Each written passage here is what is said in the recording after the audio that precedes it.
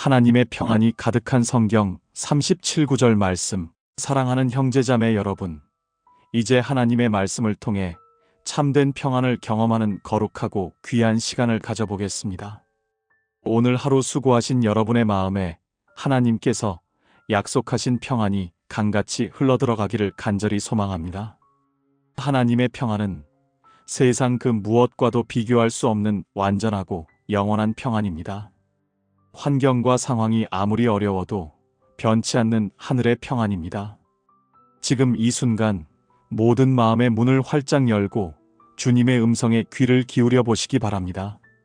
주님께서 여러분 한 분 한 분의 마음을 아시고 개인적으로 말씀해 주실 것입니다. 첫 번째 구절 말씀입니다. 요한복음 14장 27절 말씀입니다. 평안을 너희에게 끼치노니 곧 나의 평안을 너희에게 주노라.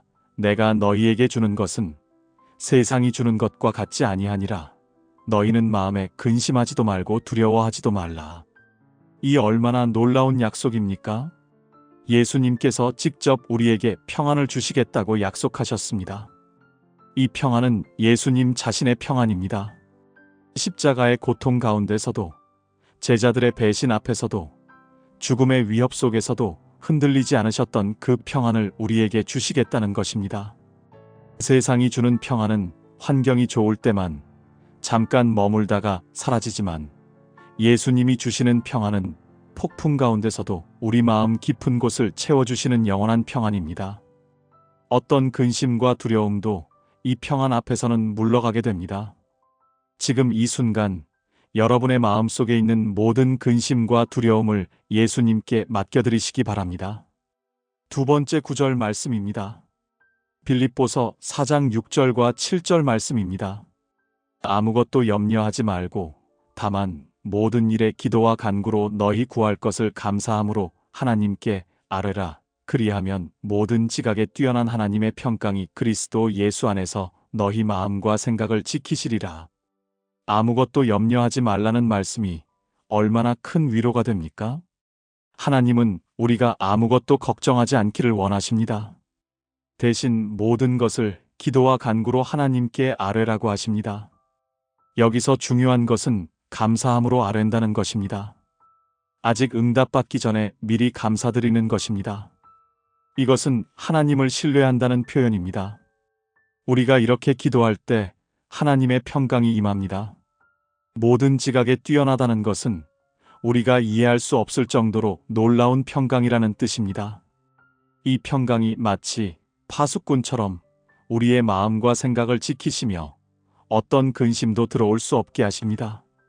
하나님의 평강이 여러분의 마음과 생각의 문지기가 되어서 평안하지 않은 모든 것들을 차단해 주시기를 축복합니다. 세 번째 구절 말씀입니다. 이사야 26장 3절 말씀입니다. 주께서 심지가 견고한 자를 평강의 평강으로 지키시리니 이는 그가 주를 의지함이니이다. 이 말씀에서 평강의 평강이라는 표현이 얼마나 아름답습니까? 이것은 히브리어로 샬롬 샬롬이라고 하는데 완전하고 풍성한 평강을 의미합니다.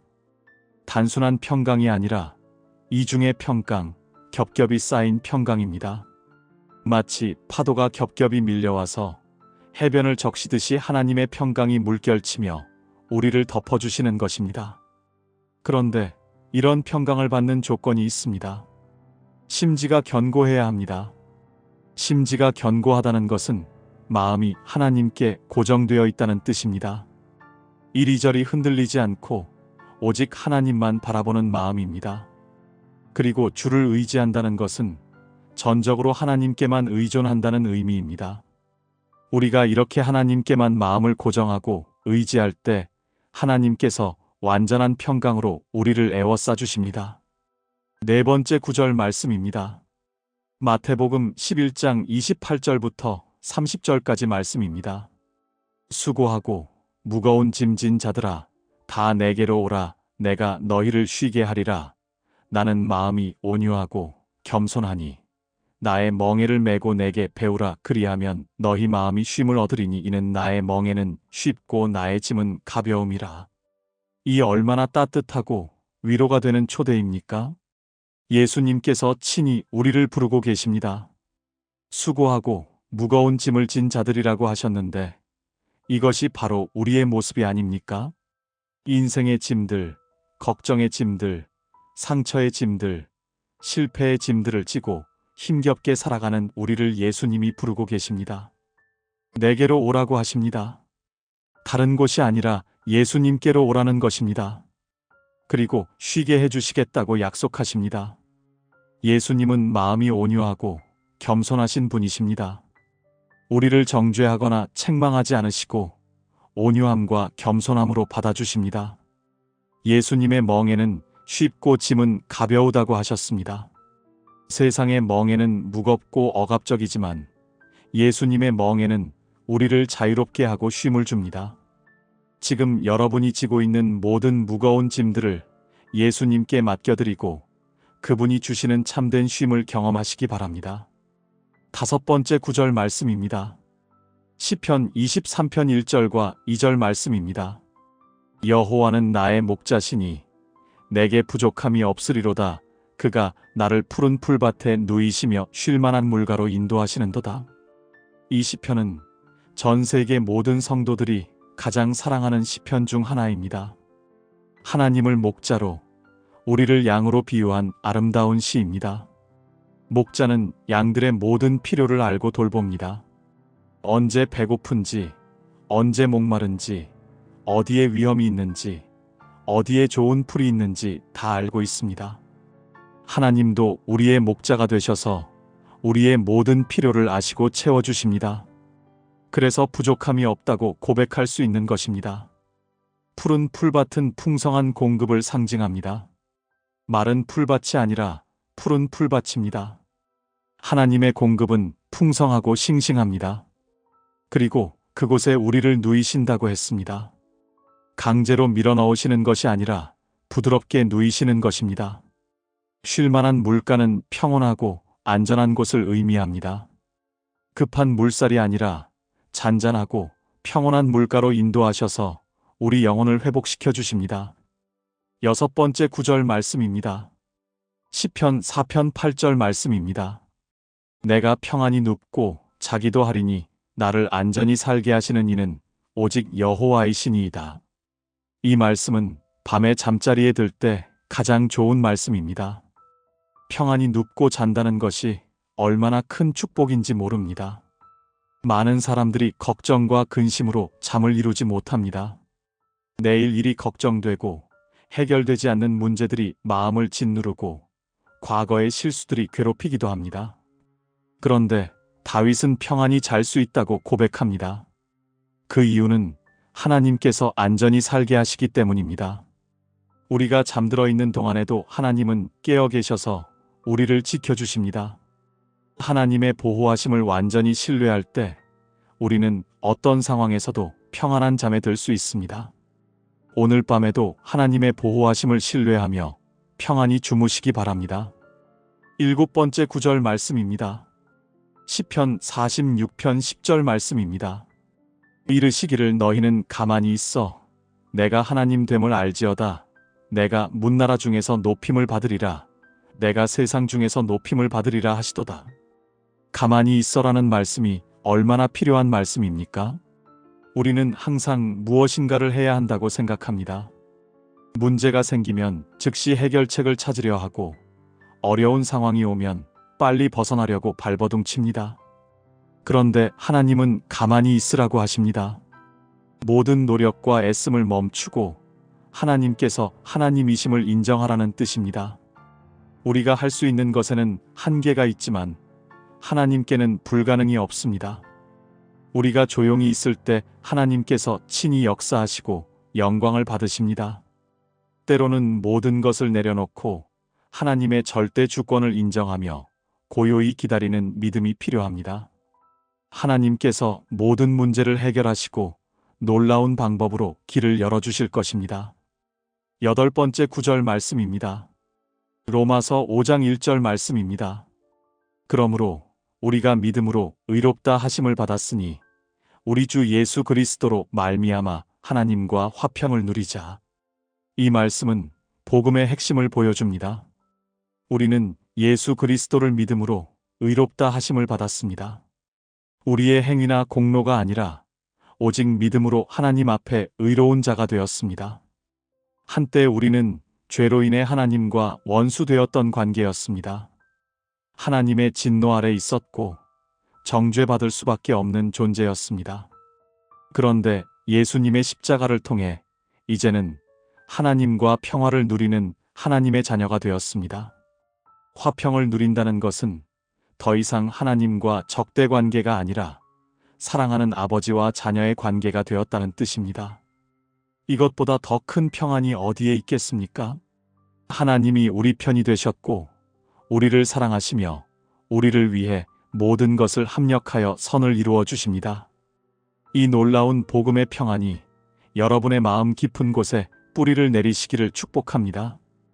9번째 구절 말씀입니다. 골로새서 3장 15절 말씀입니다. 그리스도의 평강이 너희 마음을 주장하게 하라. 너희는 평강을 위하여 한 몸으로 부르심을 받았나니 또한 너희는 감사하는 자가 되라. 그리스도의 평강이 우리 마음을 주장하게 하라는 말씀입니다.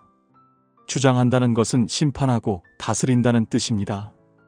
우리 마음에는 여러 가지 감정과 생각들이 일어납니다. 때로는 분노가, 때로는 걱정이, 때로는 두려움이 우리 마음을 지배하려고 합니다. 그런데 이 모든 것들 위에 그리스도의 평강이 최종 심판관이 되어 모든 것을 평안으로 이끌어가게 하라는 것입니다. 그리스도의 평강이 우리 마음의 왕좌에 앉아서 모든 상황을 평안의 관점에서 해석하고 판단하게 하는 것입니다. 그리고 우리는 평강을 위하여 부르심을 받았습니다. 하나님이 우리를 부르신 목적 중 하나가 평강을 누리게 하시려는 것입니다. 또한 감사하는 자가 되라고 하셨습니다. 감사는 평강을 유지하는 비결입니다. 범사에 감사할 때 그리스도의 평강이 우리 마음을 더욱 견고하게 다스리게 됩니다. 10번째 구절 말씀입니다. 요한복음 16장 33절 말씀입니다.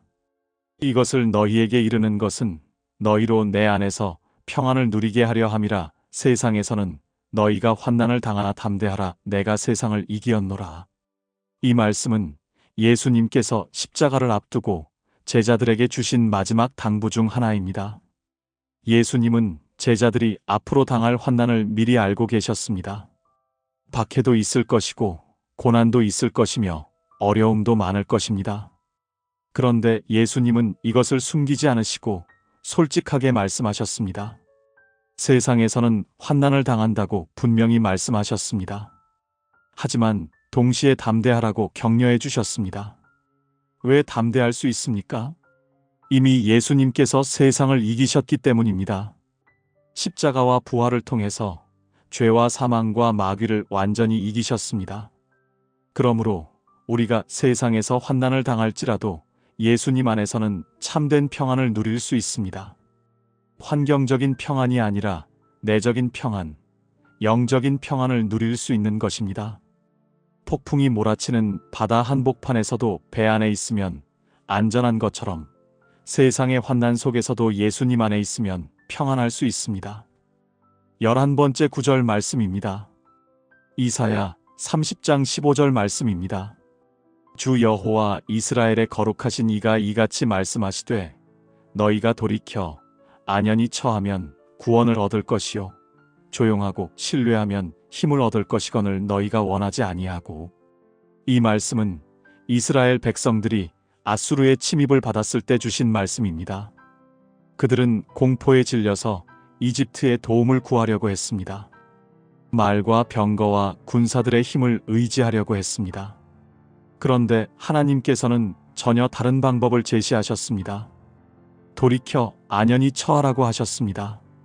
돌이킨다는 것은 회개한다는 뜻이고 안연히 처한다는 것은 마음을 평온하게 하고 침착하게 있다는 뜻입니다. 세상은 빨리 해결하라고 재촉하지만 하나님의 방법은 조용히 기다리는 것입니다. 조용하고 신뢰하면 힘을 얻는다고 하셨습니다. 여기서 힘은 단순한 육체적 힘이 아니라 영적인 힘, 하나님으로부터 오는 초자연적인 힘을 의미합니다. 우리가 조급하게 굴지 않고 조용히 하나님을 신뢰할 때 하나님께서 놀라운 방법으로 힘을 주시고 길을 열어주십니다. 하지만 안타깝게도 그들은 원하지 않았다고 기록되어 있습니다. 조용히 기다리는 것보다 자신들의 방법으로 해결하려고 했던 것입니다. 12번째 구절 말씀입니다. 시편 62편 1절과 2절 말씀입니다.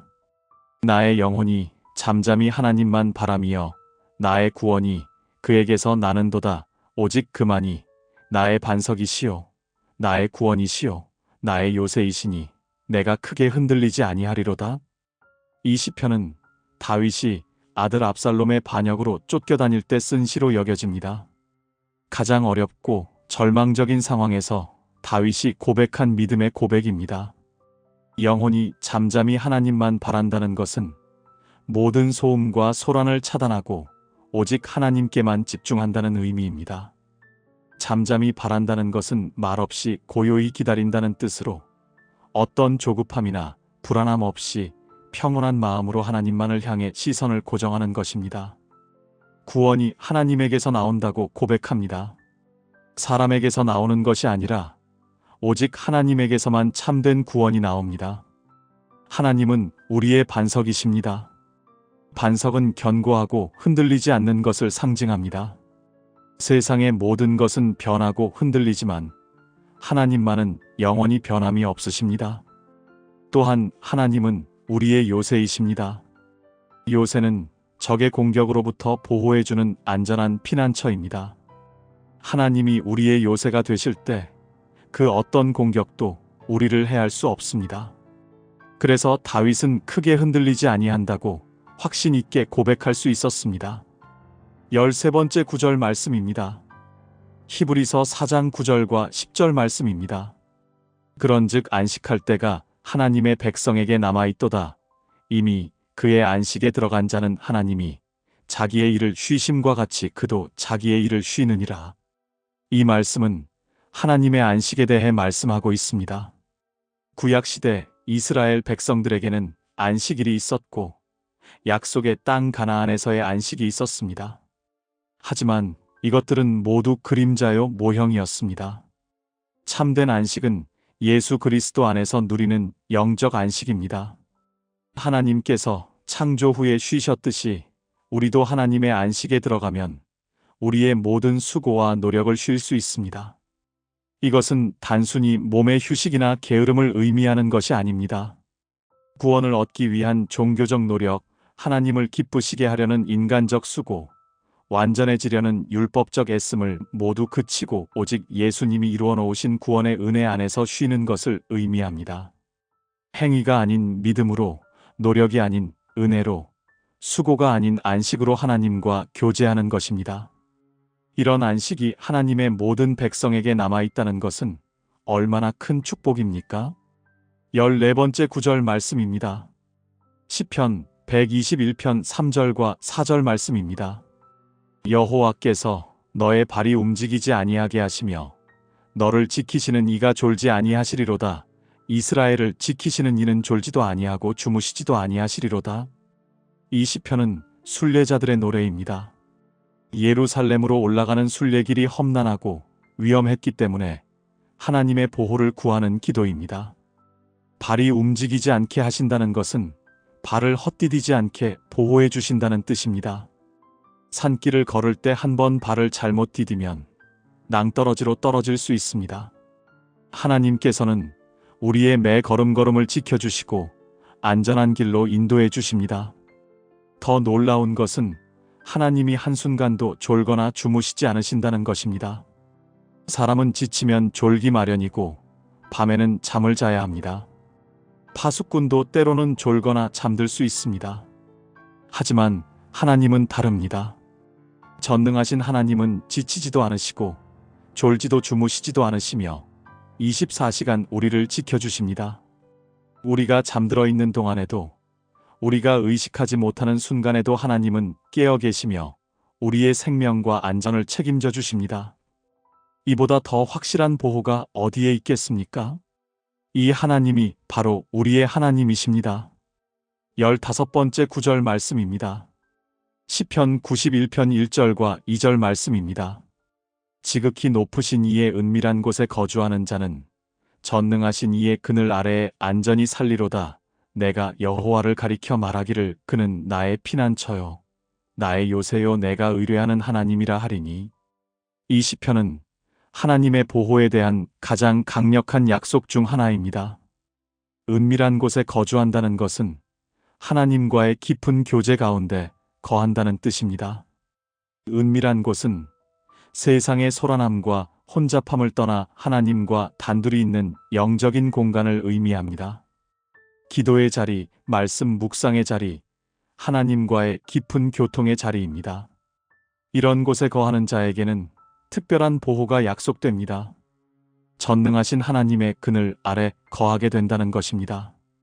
그늘은 뜨거운 햇빛과 거센 바람으로부터 보호해주는 시원하고 안전한 곳입니다. 하나님의 그늘 아래 있으면 어떤 위험과 고통도 우리를 해할 수 없습니다. 하나님을 피난처, 요새, 의뢰할 하나님이라고 고백합니다. 피난처는 위험할 때 달려가서 숨을 수 있는 곳이고, 요새는 적의 공격을 막아주는 견고한 성이며, 의뢰할 하나님은 완전히 신뢰할 수 있는 분이라는 뜻입니다. 이 삼중의 보호 속에서 우리는 완전한 안전을 누릴 수 있습니다. 16번째 구절 말씀입니다. 이사야 41장 10절 말씀입니다. 두려워하지 말라. 내가 너와 함께함이라. 놀라지 말라.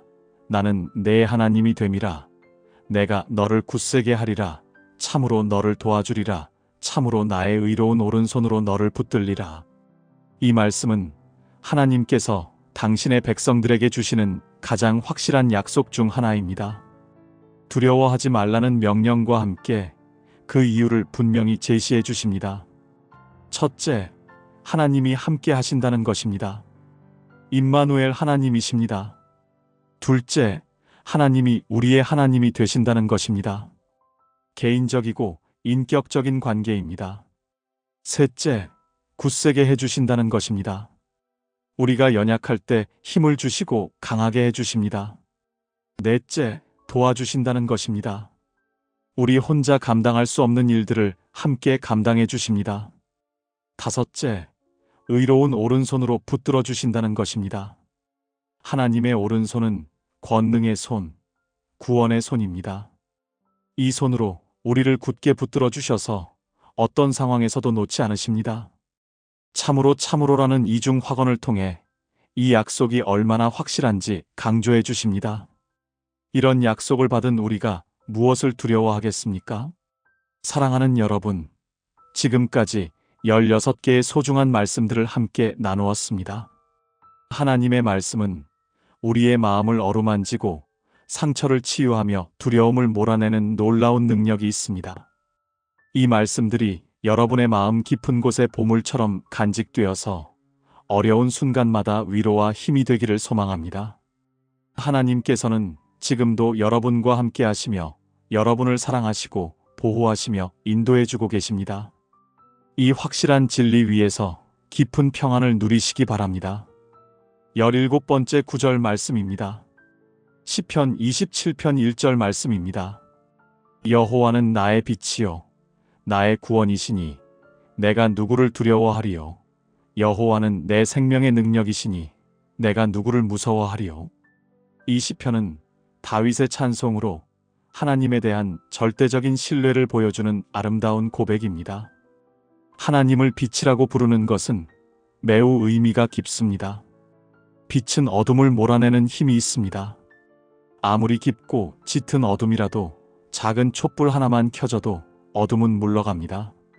하나님이 우리의 빛이 되실 때 우리 인생의 모든 어둠, 절망의 어둠, 죄의 어둠, 두려움의 어둠이 모두 사라집니다.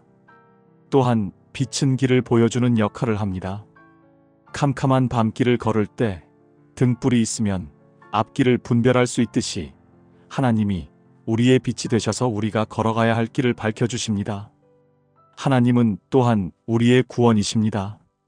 구원은 위험에서 건져내는 것을 의미합니다. 원수의 손에서, 죄의 권세에서, 사망의 두려움에서, 우리를 완전히 건져내시는 분이십니다.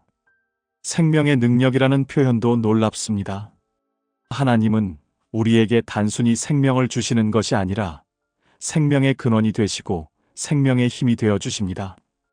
우리가 살아갈 수 있는 모든 능력과 힘이 하나님에게서 나옵니다. 이런 하나님이 우리와 함께 하시는데 누구를 두려워하고 무서워하겠습니까?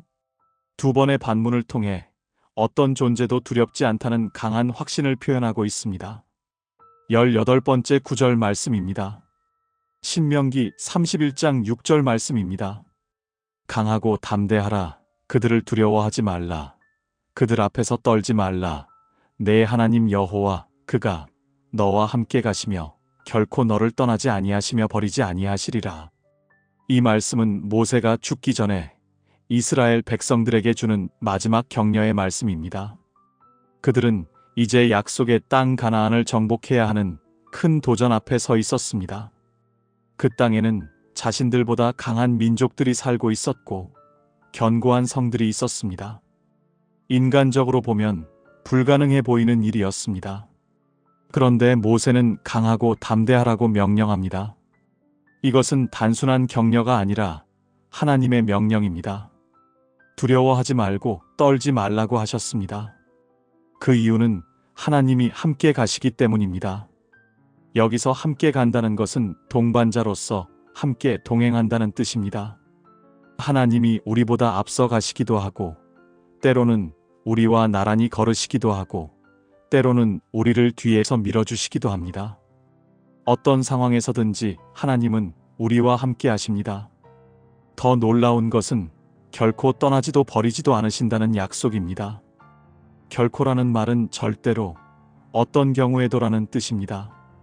우리가 실수할 때도, 실패할 때도, 넘어질 때도 하나님은 결코 우리를 포기하지 않으십니다. 떠나지도 않으시고 버리지도 않으십니다. 이 약속은 구약에서 신약으로 이어져서 히브리서 13장 5절에서도 반복됩니다. 변함없는 하나님의 신실하심입니다. 19번째 구절 말씀입니다. 시편 34편 7절 말씀입니다. 여호와의 천사가 주를 경외하는 자를 둘러 진치고 그들을 건지시는도다. 이 말씀은 하나님을 경외하는 자들을 위한 천사들의 보호를 약속하는 놀라운 말씀입니다. 천사는 하나님의 사자들이며 하나님의 명령을 수행하는 영적 존재들입니다. 이 천사들이 우리를 둘러 진친다고 하셨습니다. 진친다는 것은 군대가 적의 침입에 대비해서 진을 치고 경계를 서는 것을 의미합니다.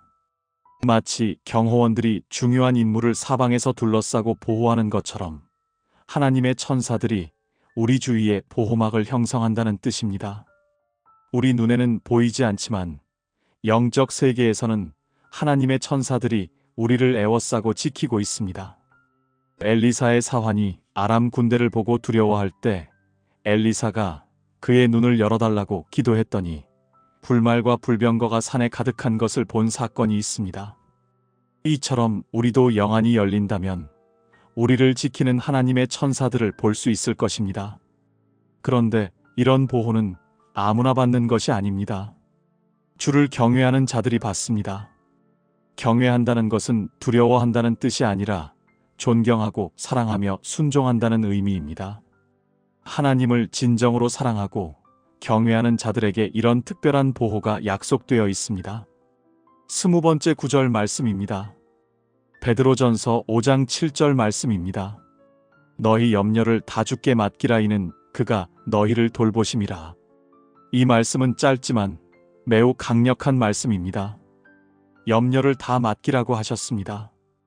여기서 다라는 말이 중요합니다. 큰 염려만 맡기는 것이 아니라 작은 걱정까지도, 중요한 문제만이 아니라 사소한 것까지도 모든 염려를 다 맡기라는 뜻입니다. 맡긴다는 것은 완전히 넘겨주는 것을 의미합니다. 우리가 택배를 보낼 때 택배 회사에 맡기면 더 이상 우리가 직접 운반하지 않는 것처럼 우리의 모든 염려를 하나님께 맡기면 더 이상 우리가 그것을 짊어지고 다닐 필요가 없습니다. 많은 사람들이 기도할 때는 맡긴다고 하면서도 기도 후에 다시 그 염려를 가져와서 짊어지고 다닙니다. 진정한 맡김은 완전히 손을 떼는 것입니다. 왜 맡길 수 있습니까? 하나님이 우리를 돌보시기 때문입니다. 돌보신다는 말은 마음을 쓰신다, 관심을 가지신다는 뜻입니다. 하나님은 우리의 모든 일에 관심을 가지고 계십니다. 우리에게는 사소할 수 있는 일도 하나님께는 중요합니다. 왜냐하면 그것이 우리를 걱정하게 만들기 때문입니다.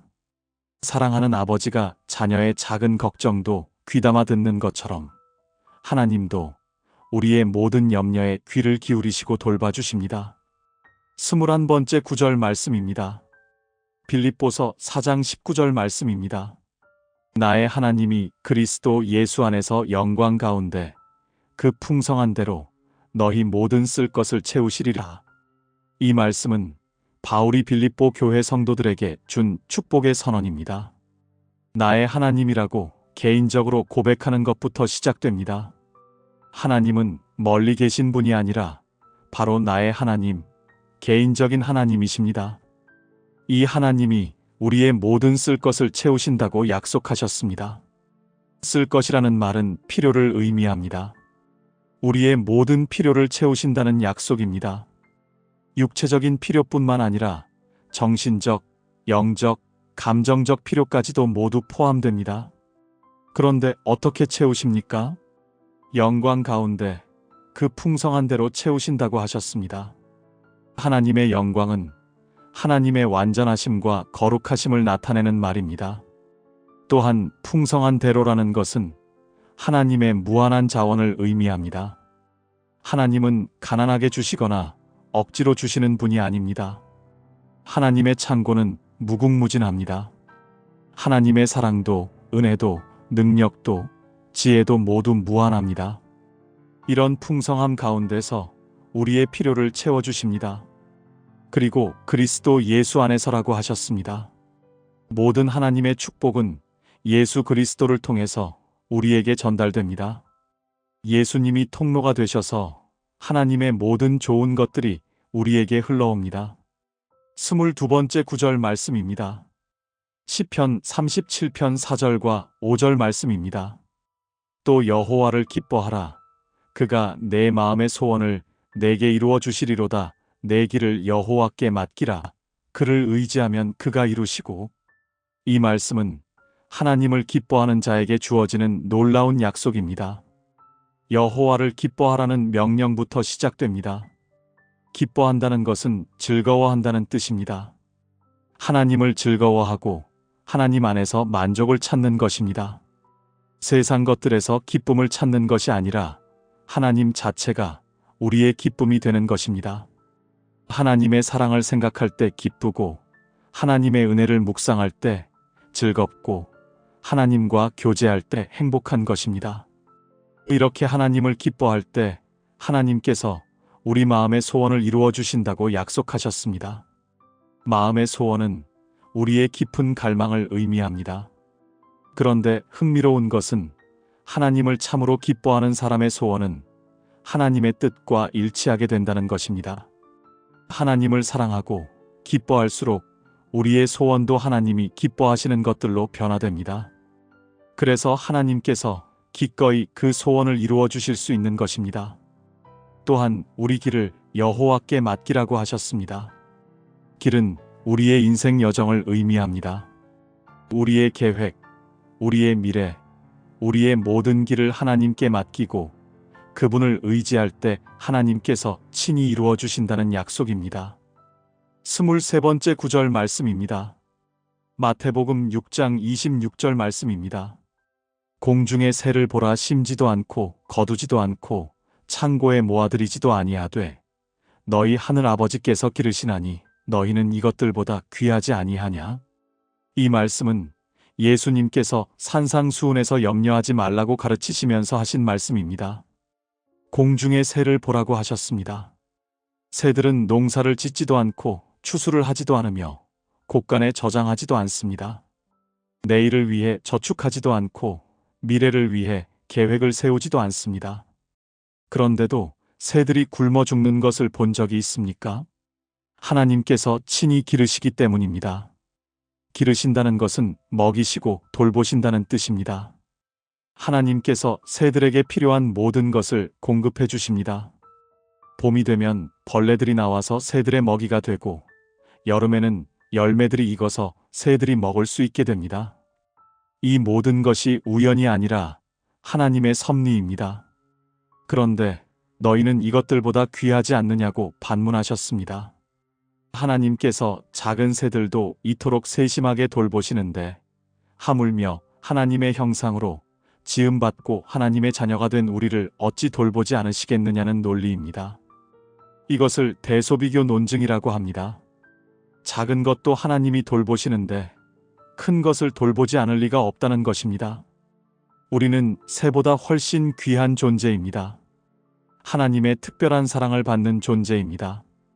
그런 우리를 하나님께서 돌보지 않으시겠습니까? 24번째 구절 말씀입니다. 로마서 8장 28절 말씀입니다. 우리가 알거니와 하나님을 사랑하는 자, 곧 그의 뜻대로 부르심을 입은 자들에게는 모든 것이 합력하여 선을 이루느니라. 이 말씀은 성경에서 가장 위로가 되는 말씀 중 하나입니다. 우리가 알거니와라는 말로 시작됩니다. 이것은 확실히 안다는 뜻입니다. 추측이나 희망이 아니라 확실한 지식입니다. 무엇을 확실히 압니까? 하나님을 사랑하는 자들에게는 모든 것이 합력하여 선을 이룬다는 사실입니다. 모든 것이라는 표현이 중요합니다. 좋은 것만이 아니라 나쁜 것까지도, 기쁜 일만이 아니라 슬픈 일까지도, 성공만이 아니라 실패까지도 모든 것이 포함됩니다. 합력한다는 것은 함께 일한다는 뜻입니다. 마치 여러 가지 재료들이 함께 섞여서 맛있는 요리가 되는 것처럼 우리 인생의 모든 일들이 함께 작용해서 선한 결과를 만들어낸다는 것입니다. 개별적으로 보면 이해할 수 없는 일들도 전체적인 그림 속에서는 모두 필요한 것들입니다. 그런데 이것은 아무나에게 적용되는 것이 아닙니다. 하나님을 사랑하는 자, 하나님의 뜻대로 부르심을 입은 자들에게만 적용됩니다. 하나님을 사랑한다는 것은 하나님을 최우선으로 여기고 하나님의 뜻에 순종하려는 마음을 의미합니다. 이런 사람들에게는 비록 지금 당장은 이해할 수 없는 어려운 상황일지라도 결국에는 모든 것이 선한 결과를 가져온다는 확신을 가질 수 있습니다. 24번째 구절 말씀입니다. 로마서 8장 28절 말씀입니다. 우리가 알거니와 하나님을 사랑하는 자, 곧 그의 뜻대로 부르심을 입은 자들에게는 모든 것이 합력하여 선을 이루느니라. 이 말씀은 성경에서 가장 위로가 되는 말씀 중 하나입니다. 우리가 알거니와라는 말로 시작됩니다. 이것은 확실히 안다는 뜻입니다. 추측이나 희망이 아니라 확실한 지식입니다. 무엇을 확실히 압니까? 하나님을 사랑하는 자들에게는 모든 것이 합력하여 선을 이룬다는 사실입니다. 모든 것이라는 표현이 중요합니다. 좋은 것만이 아니라 나쁜 것까지도, 기쁜 일만이 아니라 슬픈 일까지도, 성공만이 아니라 실패까지도 모든 것이 포함됩니다. 합력한다는 것은 함께 일한다는 뜻입니다. 마치 여러 가지 재료들이 함께 섞여서 맛있는 요리가 되는 것처럼 우리 인생의 모든 일들이 함께 작용해서 선한 결과를 만들어낸다는 것입니다. 개별적으로 보면 이해할 수 없는 일들도 전체적인 그림 속에서는 모두 필요한 것들입니다. 그런데 이것은 아무나에게 적용되는 것이 아닙니다. 하나님을 사랑하는 자, 하나님의 뜻대로 부르심을 입은 자들에게만 적용됩니다. 하나님을 사랑한다는 것은 하나님을 최우선으로 여기고 하나님의 뜻에 순종하려는 마음을 의미합니다. 이런 사람들에게는 비록 지금 당장은 이해할 수 없는 어려운 상황일지라도 결국에는 모든 것이 선한 결과를 가져온다는 확신을 가질 수 있습니다. 25번째 구절 말씀입니다. 이사야 40장 31절 말씀입니다. 오직 여호와를 앙망하는 자는 새 힘을 얻으리니 독수리가 날개치며 올라감 같을 것이요 다른 박질하여도 고나지 아니하며 걸어가도 피곤하지 아니하리로다. 이 말씀은 하나님을 앙망하는 자들에게 주어지는 놀라운 약속입니다. 앙망한다는 것은 소망을 가지고 기다린다는 뜻입니다. 하나님만을 바라보며 하나님의 때를 기다리는 것입니다. 세상은 빨리빨리를 요구하지만 하나님의 시간표는 다릅니다. 하나님을 앙망하는 자들은 조급해하지 않고 하나님의 때를 인내로 기다립니다. 이런 자들에게 새 힘이 약속됩니다. 새 힘은 단순히 체력이 회복되는 것이 아니라 전혀 새로운 차원의 힘입니다. 하나님으로부터 오는 초자연적인 힘입니다. 독수리가 날개치며 올라가는 것 같다고 했습니다. 독수리는 새들 중에서 가장 높이 나는 새입니다. 상승 기류를 타고 날개를 펼치면 거의 날개짓을 하지 않고도 높이 올라갈 수 있습니다. 마찬가지로 하나님을 앙망하는 자들은 하나님의 능력의 기류를 타고 높은 곳으로 올라갈 수 있습니다. 세상의 문제들 위로 올라가서 하나님의 관점에서 모든 것을 내려다볼 수 있게 됩니다. 다른 박질하여도 고나지 않는다는 것은 빠른 속도로 일할 때도 지치지 않는다는 뜻이고, 걸어가도 피곤하지 않는다는 것은 오랫동안 지속해도 지치지 않는다는 뜻입니다. 이것이 바로 하나님을 앙망하는 자들이 받는 축복입니다. 26번째 구절 말씀입니다. 시편 121편 1절과 2절 말씀입니다. 내가 산을 향하여 눈을 들리라. 나의 도움이 어디서 올까? 나의 도움은 천지를 지으신 여호와에게서로다. 이 시편은 순례자들이 예루살렘으로 올라가면서 부른 노래입니다. 산을 향하여 눈을 든다는 것은 시온산, 즉 예루살렘을 향해 눈을 든다는 뜻입니다. 하지만 더 깊은 의미로는 하나님을 향해 눈을 든다는 뜻입니다. 우리가 문제에 부딪힐 때 어디서 도움을 구합니까? 사람에게서, 돈에서, 권력에서, 지식에서 도움을 구하려고 합니다. 그런데 시편 기자는 분명하게 선언합니다. 나의 도움은 천지를 지으신 여호와에게서 온다고 말입니다. 천지를 지으신 여호와라는 표현이 중요합니다. 하나님은 온 우주를 창조하신 전능하신 분입니다. 그분에게는 불가능한 것이 없습니다. 천지를 지으신 그 능력으로 우리의 문제도 해결하실 수 있습니다. 우리가 감당할 수 없는 일도 하나님께는 쉬운 일입니다. 이 확신이 있을 때 우리는 어떤 어려움 가운데서도 평안할 수 있습니다. 도움이 사람에게서 오는 것이 아니라 전능하신 하나님에게서 오기 때문입니다. 27번째 구절 말씀입니다. 예레미야 29장 11절 말씀입니다. 여호와의 말씀이니라. 너희를 향한 나의 생각을 내가 아나니 평안이요 재앙이 아니라 너희에게 미래와 희망을 주는 것이니라. 이 말씀은 바벨론의 포로로 잡혀간 이스라엘 백성들에게 주신 하나님의 약속입니다. 그들은 절망적인 상황에 있었습니다. 고향을 떠나 이방 땅에서 포로 생활을 해야 했습니다. 언제 돌아갈 수 있을지 알 수 없는 상황이었습니다. 그런 그들에게 하나님께서 놀라운 말씀을 주셨습니다. 너희를 향한 나의 생각을 내가 안다고 하셨습니다. 하나님은 우리에 대한 생각과 계획을 가지고 계십니다. 그 생각은 평안이요 재앙이 아니라고 하셨습니다. 하나님의 마음은 우리를 해하려는 것이 아니라 평안을 주려는 것입니다. 비록 지금은 어려운 상황이지만 하나님의 궁극적인 목적은 우리에게 평안을 주는 것입니다. 그리고 미래와 희망을 주신다고 하셨습니다. 미래는 앞으로 올 좋은 날들을 의미하고 희망은 기대할 수 있는 것들을 의미합니다. 하나님은 우리의 미래를 계획하고 계시며 그 미래는 소망적입니다. 우리가 지금 보기에는 막막해 보일지라도 하나님께는 분명한 계획이 있고 그 계획은 선한 것입니다. 28번째 구절 말씀입니다. 요한일서 4장 18절 말씀입니다. 사랑 안에 두려움이 없고 온전한 사랑이 두려움을 내쫓나니 두려움에는 형벌이 있음이라. 두려워하는 자는 사랑 안에서 온전히 이루어지지 못하였느니라. 이 말씀은 사랑과 두려움의 관계에 대해 말씀하고 있습니다. 사랑 안에는 두려움이 없다고 분명히 선언합니다. 여기서 말하는 사랑은 하나님의 사랑입니다. 하나님의 완전한 사랑 안에 거할 때 우리는 두려워할 필요가 없습니다. 온전한 사랑이 두려움을 내쫓는다고 했습니다. 내쫓는다는 것은 강제로 밖으로 몰아낸다는 뜻입니다. 하나님의 사랑이 우리 마음에 충만할 때 두려움은 자연스럽게 사라집니다. 두려움과 사랑은 함께 공존할 수 없습니다. 두려움에는 형벌이 있다고 했습니다. 두려움 자체가 일종의 형벌입니다. 두려움은 우리를 괴롭히고 고통을 줍니다. 밤잠을 설치게 하고 마음을 불안하게 만듭니다.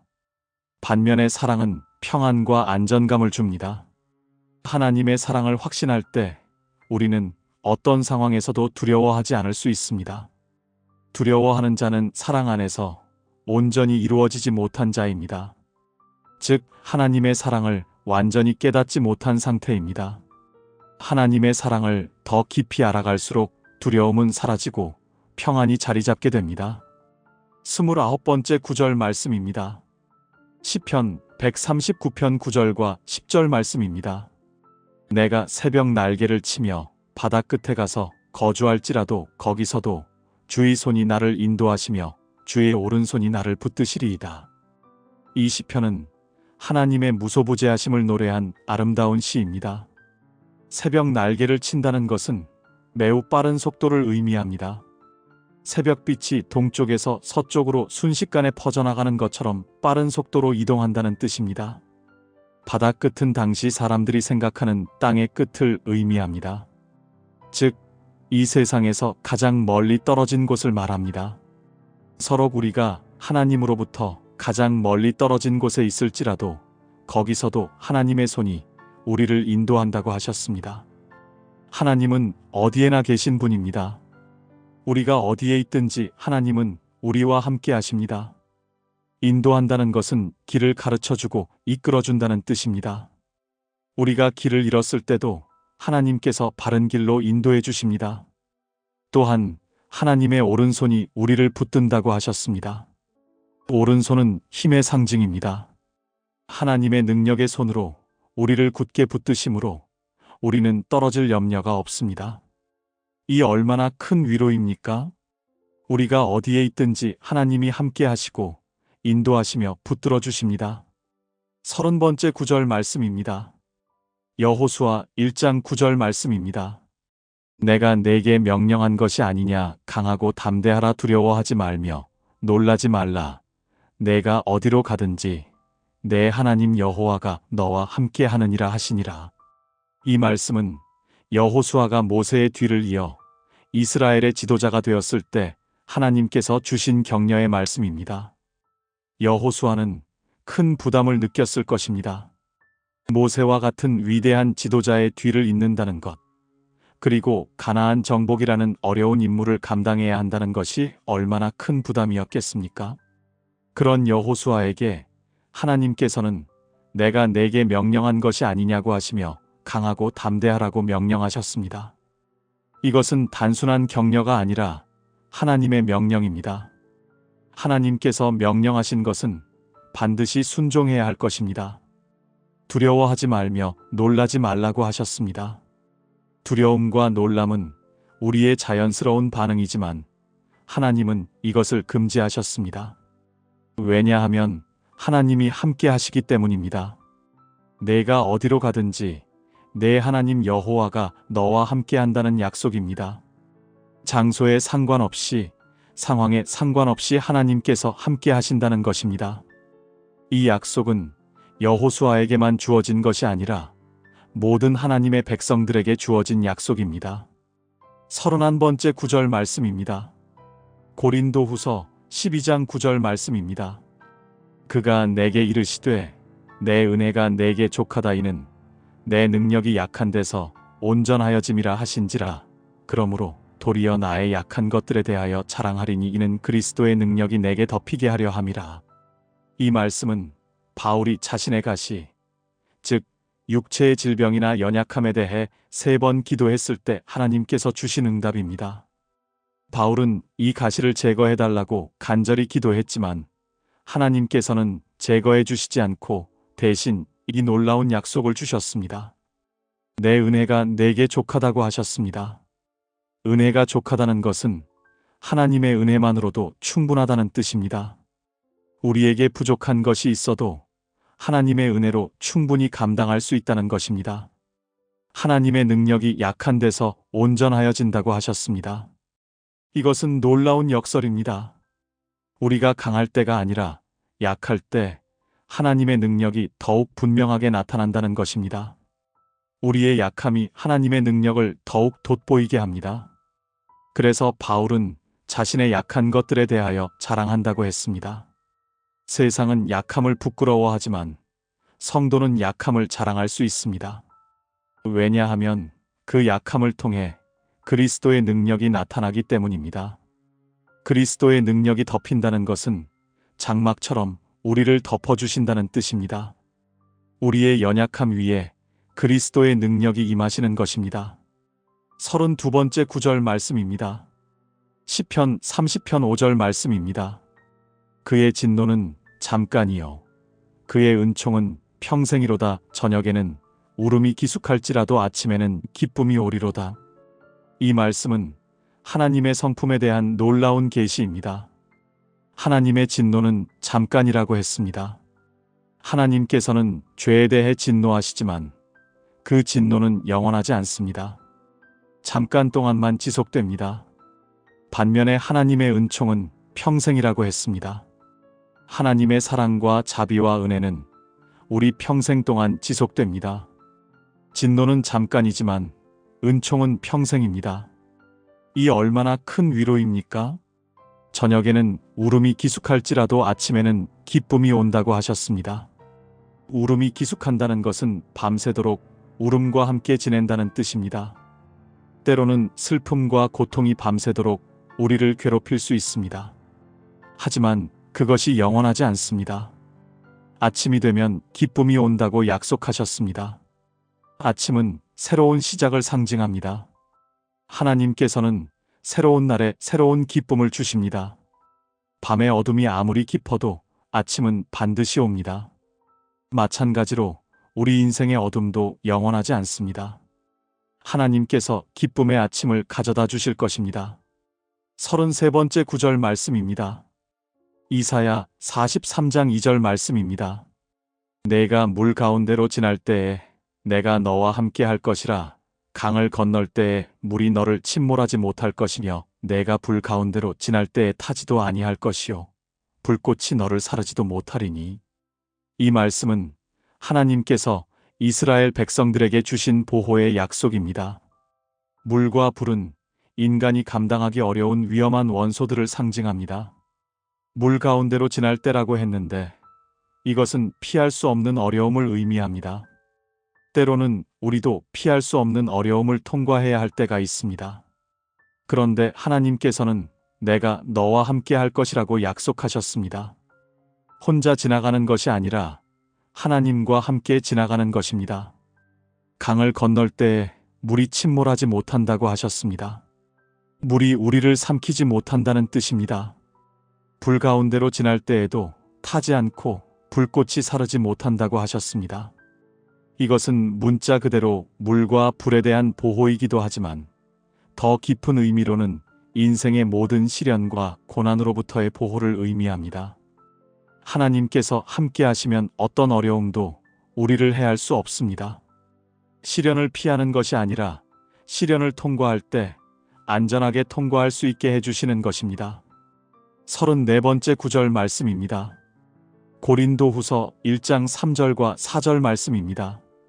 찬송하리로다. 그는 우리 주 예수 그리스도의 하나님이시요 자비의 아버지시요 모든 위로의 하나님이시며 우리의 모든 환난 중에서 우리를 위로하사 우리로 하여금 하나님께 받는 위로로서 모든 환난 중에 있는 자들을 능히 위로하게 하시는 이시로다. 이 말씀은 바울이 고린도 교회에 보낸 편지의 서두에 나오는 찬송입니다. 바울은 자신이 당한 극심한 고난을 통해 하나님의 위로를 깊이 체험한 후 이런 고백을 하게 되었습니다. 하나님을 자비의 아버지라고 부릅니다.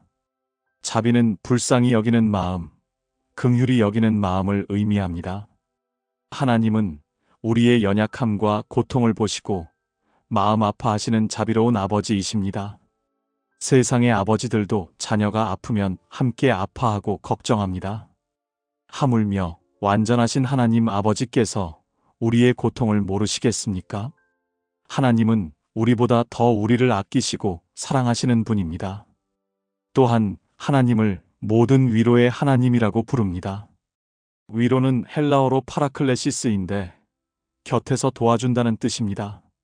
성령님의 다른 이름이 보혜사 파라클레토스인 것과 같은 어근입니다.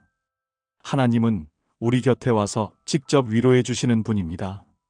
멀리서 동정하시는 것이 아니라 가까이 와서 함께 아파하시고 위로해 주십니다. 모든 위로의 하나님이라는 것은 하나님만이 참된 위로를 주실 수 있다는 뜻입니다. 세상의 위로는 일시적이고 불완전하지만 하나님의 위로는 완전하고 영원합니다. 하나님께서 우리를 위로하시는 목적이 있습니다. 그것은 우리로 하여금 다른 사람들을 위로할 수 있게 하시려는 것입니다. 하나님께 받는 위로로서 다른 환난 중에 있는 자들을 위로하게 하신다는 것입니다. 이것이 위로의 선순환입니다. 하나님께서 우리를 위로하시고 우리는 그 위로로 다른 사람들을 위로하게 됩니다. 고난을 당해보지 않은 사람은 고난당하는 사람의 마음을 잘 모릅니다. 하지만 고난을 경험하고 하나님의 위로를 받은 사람은 같은 고난을 당하는 사람들을 진정으로 위로할 수 있습니다. 이것이 하나님께서 때로는 우리에게 고난을 허락하시는 이유 중 하나입니다. 우리를 통해 다른 사람들에게 위로가 흘러가게 하시려는 것입니다. 35번째 구절 말씀입니다. 계시록 21장 4절 말씀입니다. 모든 눈물을 그 눈에서 닦아주시니 다시는 사망이 없고 애통하는 것이나 곡하는 것이나 아픈 것이 다시 있지 아니하리니 처음 것들이 다 지나갔음이러라. 이 말씀은 요한이 반모섬에서 받은 계시 중에 나오는 말씀으로 새 하늘과 새 땅에 대한 환상을 보여줍니다. 이것은 우리의 최종 목적지, 영원한 본향에 대한 약속입니다. 모든 눈물을 그 눈에서 닦아주신다고 하셨습니다. 여기서 주목할 점은 하나님께서 직접 우리의 눈물을 닦아주신다는 것입니다. 멀리서 바라보시는 것이 아니라 가까이 와서 부모가 아이의 눈물을 닦아주듯이 하나님께서 친히 우리의 눈물을 닦아주십니다. 이 얼마나 감동적인 장면입니까? 다시는 사망이 없다고 하셨습니다. 사망은 인류 최대의 적입니다. 모든 사람이 두려워하는 것이 죽음입니다. 죽음 때문에 우리는 불안하고 두려워합니다. 사랑하는 사람과의 이별 때문에 슬퍼합니다. 하지만 새 하늘과 새 땅에서는 다시는 사망이 없습니다. 영원한 생명만 있습니다. 애통하는 것이나 곡하는 것이나 아픈 것이 다시 있지 않는다고 하셨습니다. 이 세상에는 슬픔과 고통이 너무 많습니다. 병들고 고통받고 슬퍼하는 일들이 끝없이 일어납니다. 하지만 하나님의 나라에서는 이 모든 것이 완전히 사라집니다. 처음 것들이 다 지나갔다고 하셨습니다. 처음 것들은 이 세상의 모든 고통과 슬픔과 죄악을 가리킵니다. 죄로 말미암아 들어온 모든 저주와 고통이 완전히 사라지고 하나님께서 원래 창조하실 때의 완전한 상태로 회복됩니다. 이것이 우리의 소망입니다. 지금은 비록 고난이 있을지라도 이것이 영원한 것이 아닙니다. 언젠가는 모든 것이 완전히 회복될 것입니다. 이 소망이 있기에 우리는 현재의 어려움을 이겨낼 수 있습니다. 36번째 구절 말씀입니다. 고린도후서 4장 17절 말씀입니다. 우리가 잠시 받는 환난에 경한 것이 지극히 크고 영원한 영광에 중한 것을 우리에게 이루게 함이니. 이 말씀은 바울이 극심한 고난 가운데서 고백한 놀라운 신앙의 고백입니다. 바울은 복음을 전하면서 수많은 고난을 당했습니다. 매를 맞고 감옥에 갇히고 돌에 맞고 파선당하고 굶주리고 추위에 떨고 온갖 위험을 당했습니다. 그런데도 그는 이런 환난을 잠시 받는 것이라고 했습니다. 잠시라는 표현이 중요합니다. 아무리 길고 심한 고난이라도 영원한 관점에서 보면 잠시입니다. 우리의 인생 자체가 영원에 비하면 아주 짧은 시간입니다. 하물며 그 중에 고난의 시간은 더욱 짧습니다. 환난에 경한 것이라고 했습니다. 바울이 당한 고난이 경한 것이었겠습니까? 결코 그렇지 않습니다. 극심하고 혹독한 고난이었습니다. 그런데 왜 경하다고 했을까요? 그것은 앞으로 받을 영광과 비교했기 때문입니다. 영원한 영광에 비하면 현재의 모든 고난은 경한 것입니다. 이것은 상대적인 개념입니다. 바울은 미래에 받을 영광이 너무나 크고 영원하기 때문에 현재의 고난을 경하다고 표현한 것입니다. 지극히 크고 영원한 영광에 중한 것을 이루게 한다고 했습니다.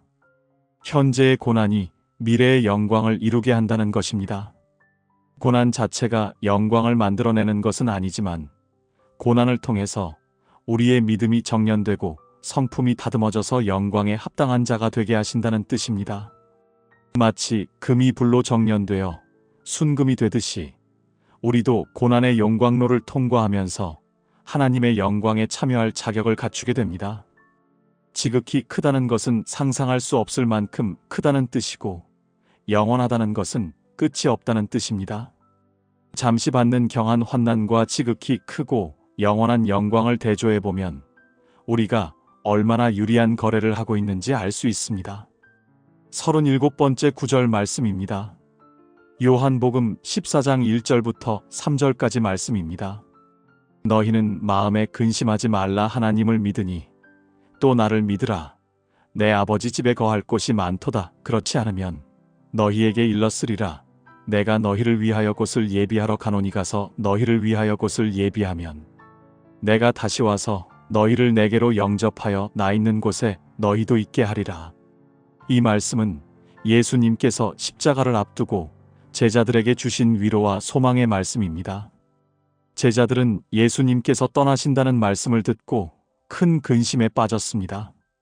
지금까지 모든 것을 의지했던 선생님을 잃게 된다는 생각에 절망했습니다.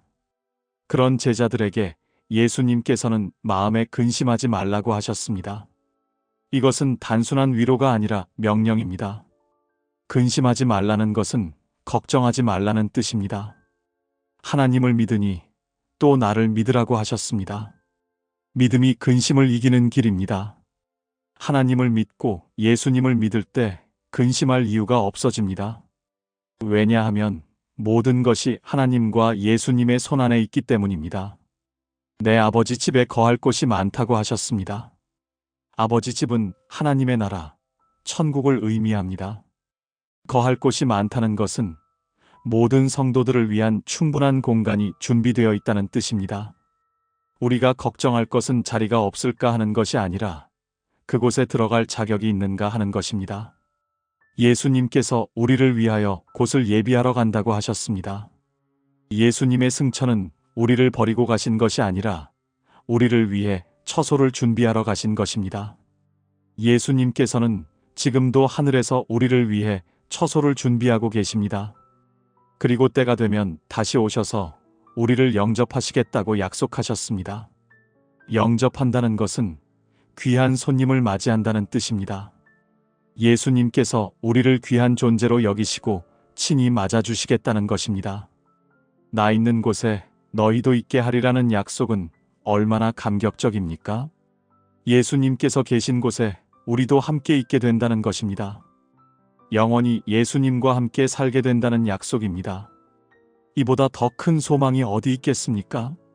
지금은 비록 눈으로 볼 수 없지만 언젠가는 예수님을 직접 뵙고 영원히 함께 살게 될 것입니다. 모든 눈물과 슬픔이 사라지고 영원한 기쁨과 평안이 있는 그곳에서 말입니다. 사랑하는 형제자매 여러분, 지금까지 37개의 귀하고 소중한 하나님의 말씀들을 함께 나누었습니다. 이 말씀들은 단순한 인간의 말이 아니라 전능하신 하나님께서 우리에게 주신 확실한 약속들입니다. 하나님의 말씀은 영원히 변하지 않습니다. 하늘과 땅은 없어져도 하나님의 말씀은 영원히 서 있습니다. 이 말씀들을 통해 우리가 확신할 수 있는 것들이 있습니다. 첫째, 하나님께서는 우리를 사랑하시고 언제나 함께 하신다는 것입니다.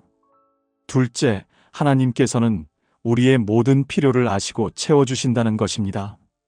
셋째, 현재의 모든 고난은 일시적이며 영원한 영광이 우리를 기다리고 있다는 것입니다. 넷째, 예수님께서 우리를 위해 처소를 준비하시고 다시 오셔서 영접하실 것이라는 것입니다. 이런 확실한 약속들이 있는데 우리가 무엇을 두려워하고 근심하겠습니까? 환경이 어떻게 변하든지, 세상이 아무리 혼란스러워도 하나님의 약속은 변하지 않습니다. 하나님은 신실하신 분이셔서 약속하신 것을 반드시 이루십니다. 오늘 밤 이 37개의 말씀들이 여러분의 마음 깊은 곳에 새겨져서 평생의 보물이 되기를 소망합니다. 어려운 일이 닥칠 때마다 이 말씀들을 기억하시고 하나님의 평안을 누리시기 바랍니다.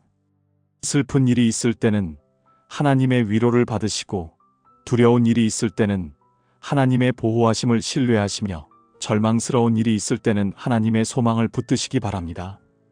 이 말씀들이 여러분의 가정에도 평안을 가져다 주기를 축복합니다. 여러분의 자녀들도 이 말씀을 듣고 어려서부터 하나님의 평안을 경험하며 자라나기를 축복합니다.